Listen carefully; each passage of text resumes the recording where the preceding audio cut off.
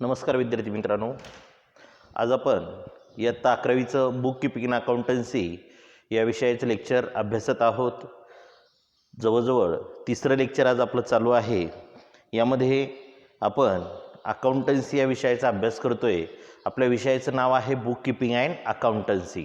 आपण लास्ट पिरियडला बघितलं होतं की आत्तापर्यंत दोन जे लेक्चर आपण अभ्यासलेले होते त्यामध्ये आपण अभ्यासलेलं होतं की book keeping accountancy is art and science of recording business transaction.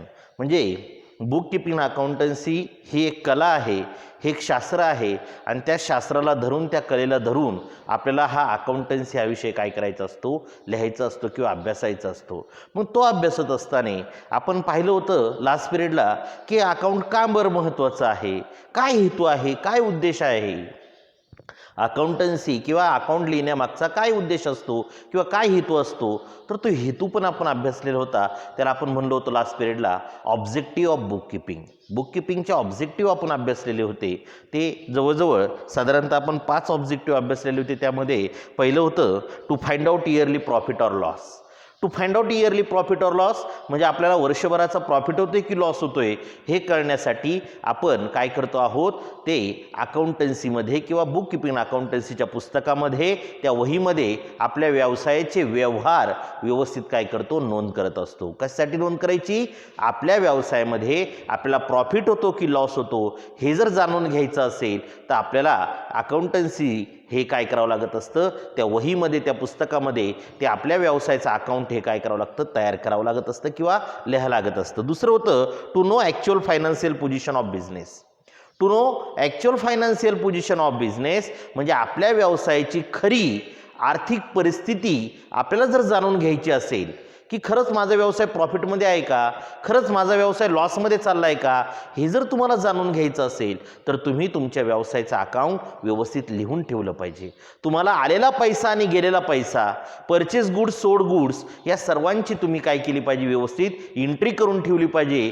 जे काही डे टू डे तुमचे ट्रान्झॅक्शन होणारे, व्यवहार होणार आहेत त्या सर्वांची नोंद तुम्ही एका पुस्तकामध्ये केली पाहिजे. आणि त्या पुस्तकात जी नोंद तुम्ही करता त्या पुस्तकालाच आपल्या भाषेमध्ये काय म्हणतात, बुक कीपिंग अँड अकाउंटन्सी म्हणजे पुस्तक पालनी लेखाकर्म. म्हणजे ते पुस्तक जतन करून ठेवायचं, सांभाळून ठेवायचं आहे आपल्याला आणि मग त्यामध्ये काय करायचे, आपल्याला व्यवस्थित व्यवहार नोंद करायचे आहे. तिसरं ऑब्जेक्टिव्ह होतं for the purpose of income tax. Income टॅक्सचा पर्पज हेतू म्हणतो त्याला आपण. म्हणजे आपल्याला प्रत्येक व्यावसायिकाला मार्च एंड आला म्हणजे मार्च महिना आला की प्रत्येक व्यावसायिकाला मार्च एंड झाल्यानंतर आपल्या व्यवसायाचं अकाउंट काय करावं लागतं, क्लोज करावं लागतं. म्हणजे त्या व्यवसायामध्ये तुम्ही वर्षभरामध्ये किती पैसा कमवला, त्यातून तुमचा पैसा किती खर्च झाला आणि उरलेल्या रकमेवर म्हणजे त्या प्रॉफिटवरती तुम्हाला टॅक्स भरावा लागतो सरकारला. त्याला आपण इन्कम टॅक्स असं म्हणतो. मराठीमध्ये त्याला प्राप्तिकर असं म्हणतात. प्राप्तिकर म्हणजे मिळणाऱ्या पैशावरती भरलेला कर, कर म्हणजे टॅक्स. मग तो सरकारला भरावा लागतो आपल्याला. मग तो कशावर डिपेंड आहे, तो सुद्धा आपल्या इन्कमवर डिपेंड आहे, आपल्या उत्पादनावर डिपेंड आहे. पण उत्पादनावर सर्व मिळालेलं उत्पादन हे टॅक्सेबल नसतं. त्याच्यामध्ये काही रक्कम आपल्याला सूट दिलेली असते, काही रक्कम आपली वजा होत असते आणि मग ती सूट देऊन जो काही तुमचा येणारा निव्वळ नफा आहे त्यावरती आपल्याला काय भरावा लागतो, टॅक्स भरावा लागत असतो. म्हणून आपल्याला इन्कम टॅक्स किती भरायचा हे जर जाणून घ्यायचं असेल तर मग आपल्याला आपल्या व्यवसायाचे व्यवहार काय करावे लागतील, व्यवस्थित लिहून ठेवावं लागणार आहे. चौथं होतं टू रेकॉर्ड बिझनेस ट्रान्झॅक्शन. आपल्या व्यवसायाचे जे ट्रान्झॅक्शन आहे, ट्रान्झॅक्शन म्हणजे व्यवहार, ते व्यवहार व्यवस्थित काय करायचे आहे, लिहून ठेवायचे असतात. म्हणजे आपल्या व्यवसायाचे व्यवहार लिहून ठेवण्यासाठी आपल्याला हे ऑब्जेक्टिव्ह खूप महत्त्वाचा आहे किंवा बुक कीपिंग अकाउंटन्सी हा विषय खूप महत्त्वाचा आहे. आणि शेवटचं होतं for the purpose of evidence. Evidence पुरावा. जर तुमच्या व्यवसायामध्ये काही जर सिच्युएशन क्रिएट झाली असेल किंवा काही जर कोर्टात केस वगैरे झाली असेल व्यवसायाची, तर तुम्ही जर तुमच्या व्यवसायाचा लेखाजोखा व्यवस्थित जर करून ठेवलेला असेल, तुम्ही जर तुमच्या व्यवसायाचं व्यवस्थित अकाउंटिंग करून ठेवलेलं असेल तर तुम्हाला कुठल्याही प्रकारची अडचण येत नाही. तुम्ही जे अकाउंट तयार केलेलं आहे त्यामध्ये तुम्ही ते सरकारला किंवा त्या कोर्टामध्ये काय करू शकता, एव्हिडन्स पुरावा म्हणून हजर करू शकता. कारण की कोर्टामध्ये जर तुम्हाला केस जिंकायची असेल तर सर्वात महत्त्वाची गोष्ट म्हणजे तुम्हाला पुरावा लागत असतो. आणि पुराव्याशिवाय तुम्ही कोर्टामध्ये केस जिंकू शकत नाही. म्हणून पुरावा जर लागत असेल तर तुम्हाला तुमच्या व्यवसायाचे व्यवहार व्यवस्थित लिहून ठेवावे लागत असतात. असे हे आपण 5 ऑब्जेक्टिव्ह लास्ट पिरियडला पाहिले होते. आता सर्वात महत्त्वाचा मुद्दा आपल्याला क्लिअर करायचा आहे. इथून पुढे आपल्याला खूप महत्त्वाचं शिकायचं आहे. खूप महत्त्वाचा पॉईंट आज कव्हर करायचा आहे, तो म्हणजे इम्पॉर्टंट टर्म्स. इम्पॉर्टंट टर्म्स आपण पाहतोय, महत्त्वाच्या काही अटी आहेत, महत्त्वाचे काही शब्द आहेत, ते आपल्याला समजून घ्यायचे आहे. हे शब्द मराठीमध्ये माहिती आहे आपल्याला, पण त्याला इंग्लिशमध्ये काय म्हणतात हे आपल्याला माहिती पाहिजे. त्याच्या डेफिनेशन माहीत पाहिजे, त्याच्या व्याख्या माहीत पाहिजे. डेफिनेशन, व्याख्या ज्याला आपण म्हणत असतो, त्याला काय म्हणायचं, कसं म्हणायचं, त्याला डेफिनेशन आहे, व्याख्या आहे, त्याच्यावाल्या त्या व्याख्या आपल्या पाठ झाल्या पाहिजे. आणि मग हे जे शब्द आहेत 19 आत्ता फळेवरती लिहिलेले 19 जे शब्द मी लिहिलेले आहेत ते शब्द पुन्हा पुन्हा तुम्हाला काय करणार आहेत, येणार आहे प्रत्येक टॉपिकमध्ये. म्हणून ते शब्द व्यवस्थित आपले पाठ झाले पाहिजे, त्याच्या डेफिनेशन आपले व्यवस्थित पाठ झाले पाहिजे. आपण किती शिक्षण घेतलं कॉमर्समध्ये, आपल्याला केव्हाही जरी विचारलं हे 19 पैकी कोणती व्याख्या, तरी ती काय करता आली पाहिजे, सांगता आली पाहिजे. कारण की हे इम्पॉर्टंट टर्म्स आहेत, या महत्त्वाच्या घटना आहेत, या महत्त्वाचे घटक आहेत हे सर्व, त्यामुळे ते आपले पाठ असणं गरजेचं आहे. हे व्यवहारामध्ये येतात, आपल्याला व्यवहारामध्ये हे अभ्यासायला पण मिळतात. आपल्याला याची काही मराठीत नाव माहिती आहे, ते काहींची माहिती पण नाही आहे, आपल्याला ती माहिती करून घ्यायची आहे व्यवस्थितरित्या. आपण एकदा 19 इम्पॉर्टंट समजून घेऊया आणि मग एक एक करून काय करू, आपण एक्सप्लेन करूया, म्हणजे जेणेकरून तुम्हाला काय होऊन जाईल, त्या समजून जातील. एक एक आपण घेऊ आणि प्रत्येकाची व्याख्या क्लिअर करू, प्रत्येकाची उदाहरणं क्लिअर करू, म्हणजे तुम्हाला कुठल्याही प्रकारची अडचण राहणार नाही. पहिली इम्पॉर्टंट टर्म्स आपल्याला शिकायची आहे ती म्हणजे बिझनेस. बिझनेस कशाला आपण बिझनेस म्हणतो, बिझनेस म्हणजे त्याला मराठीमध्ये म्हणतो आपण व्यवसाय.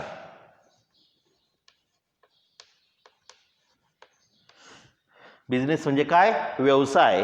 म्हणजे आपण जे काही काम करतो, जे काही पैसा कमवण्यासाठी आपण जे काही कामधंदा करतो, त्याला आपण काय म्हणत असतो, व्यवसाय असं म्हणत असतो. त्याला इंग्लिशमध्ये काय म्हणतात, बिझनेस असं म्हणतात. प्रोप्रायटर, प्रोप्रायटर म्हणजे मालक.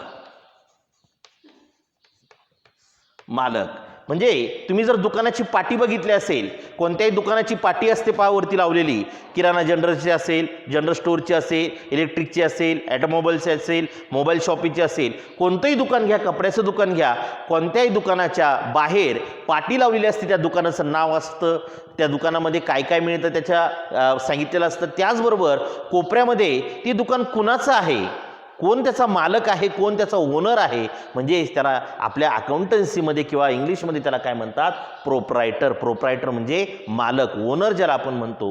म्हणजे प्रोप्रायटरला मालक हा शब्द आहे, ओनर हा शब्द आहे. म्हणजे प्रोप्रायटर आपल्या व्यवसायाचा मालक. त्यानंतर तिसरं आहे कॅपिटल.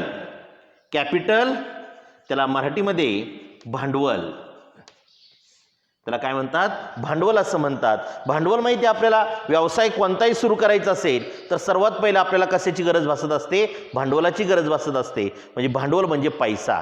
मग तो पैसा स्वरूपात असेल किंवा वस्तूच्या स्वरूपात असेल, दोन स्वरूपामध्ये भांडवल येत असतं, एक पैशाच्या स्वरूपात आणि दुसरं वस्तूच्या स्वरूपामध्ये. म्हणून कॅपिटल, भांडवल. त्यानंतर चौथी ट्रान्झॅक्शन,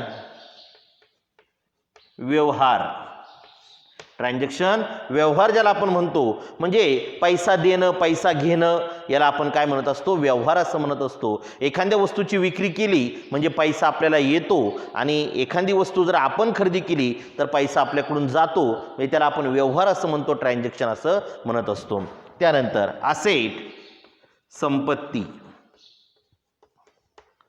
असेट, संपत्ती ज्याला आपण म्हणतो, आपल्याकडे असणारी संपत्ती, मालमत्ता, पैसा, दागदागिने, जे काही आहे, प्रॉपर्टी ज्याला आपण म्हणतो, मालमत्ता ज्याला आपण म्हणतो, त्यालाच आपल्या अकाउंटन्सीमध्ये काय म्हणतात, असेट असं म्हणतात. असेट म्हणजे संपत्ती, पैसा, मालमत्ता ज्याला आपण म्हणू शकतो. त्यानंतर लॅबिलिटीज, देयता. लॅबिलिटी, देयता म्हणजे तुम्ही व्यवसायामध्ये पैसे देणं लागतं, लोकांना तुम्हाला पैसे द्यावे लागतात, म्हणून त्याला देयता असं म्हणतात, त्याला लॅबिलिटीज असं म्हणतात. अकाउंटन्सीमध्ये लॅबिलिटी खूप महत्त्वाचा शब्द आहे. त्यानंतर ड्रॉइंग, पैसे किंवा वस्तू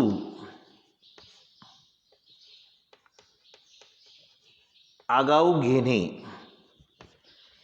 म्हणजे मालकाने स्वतःच्याच व्यवसायातून पैसा किंवा वस्तू जर घेतली असेल, स्वतःच्या वैयक्तिक वापरासाठी, घरासाठी, कुटुंबासाठी जर त्याने स्वतःच्या व्यवसायातून पैसा किंवा वस्तू काढून घेतली असेल तर त्यालाच आपण काय म्हणतो, ड्रॉइंग असं म्हणतो.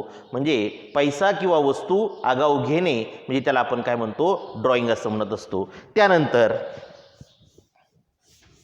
8 नंबर गुडविल. गुडविल म्हणजे नावलौकिक.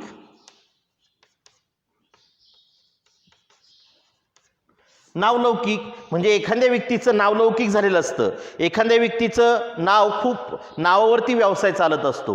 म्हणजे प्रत्येकाचा नावावरती व्यवसाय चालत असतो, पण काही लोकांचं नाव हे खूप महत्त्वाचं असतं. त्यांचं गुडविल असतं मार्केटमध्ये, त्यांच्या नावावरती तो व्यवसाय चालत असतो.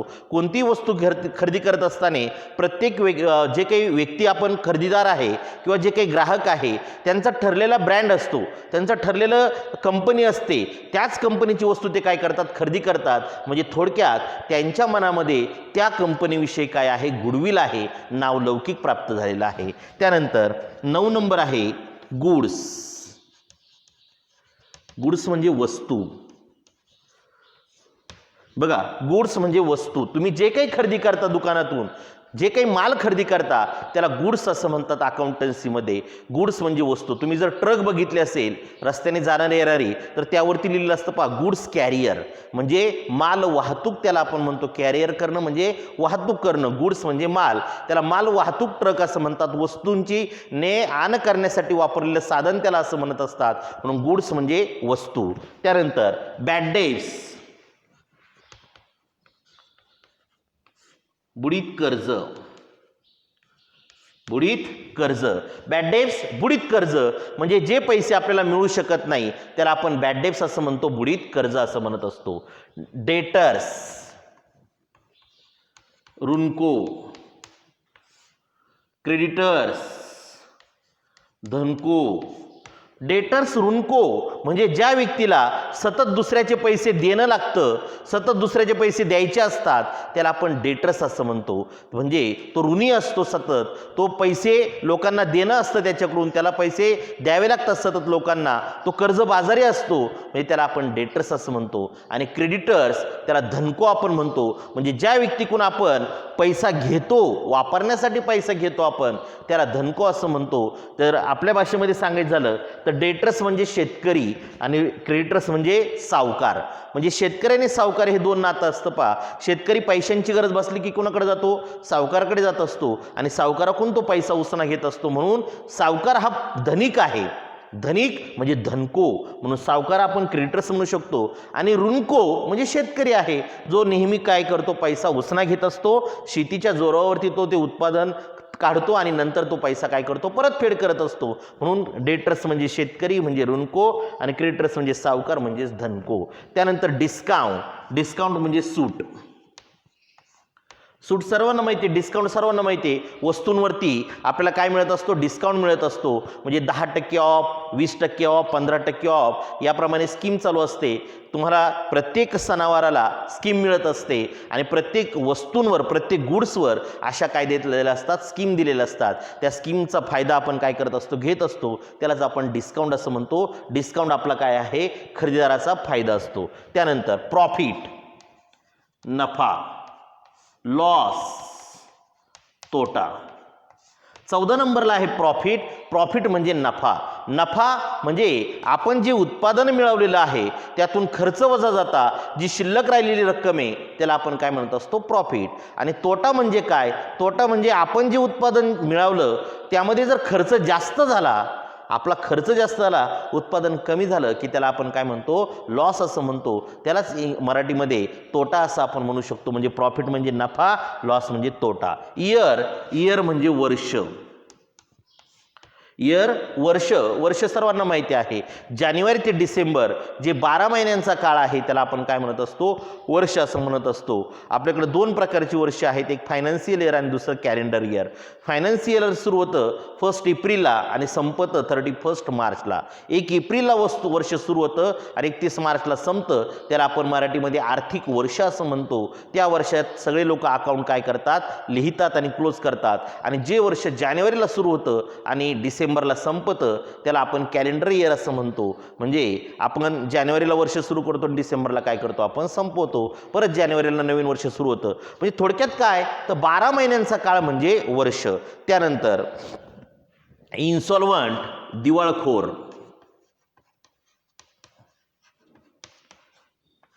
आणि सॉल्वंट, दिवाळखोर नसलेला. इन्सॉल्वंट दिवाळखोर, सॉल्वंट दिवाळखोर नसलेला. आता इन्सॉल्वंट म्हणजे काय, जो व्यक्ती आपली देयता आपल्या व्यवसायातून किंवा बिझनेसमधून, संपत्तीमधून देऊ शकत नाही त्याला इन्सॉल्वंट पर्सन असं म्हणतात.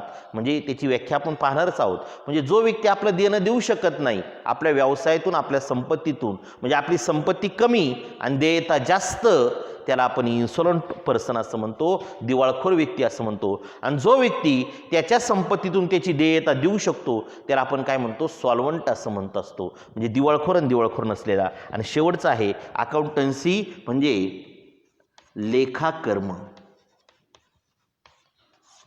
अकाउंटन्सी लेखाकर्म म्हणजे आपण त्याला लेखाकर्म असं म्हणतो, अकाउंट असं म्हणत असतो. जे आपण अकाउंट लिहिणार आहोत त्याला आपल्या मराठीमध्ये अकाउंटन्सी असं म्हणतात. हे जे आहेत ते 19 इम्पॉर्टंट टर्म्स आहेत.